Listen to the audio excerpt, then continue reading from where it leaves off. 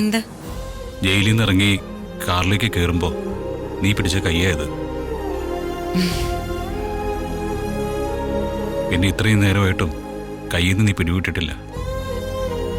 എപ്പോഴെങ്കിലും ഇതൊന്ന് വിടുവോ? ഇല്ല, ഇനി ഒരിക്കലും ഞാൻ ഈ കൈവിടില്ല. ഒരാൾക്ക് നമ്മളെ ഇനി ചതിയിലൂടെ പിരിക്കാനുള്ള വഴിയും ഉണ്ടാക്കി കൊടുക്കില്ല. എനിക്ക് വേണോ എന്റെ ഗൗതമിനെ എപ്പോഴും എന്റെ കൂടെ.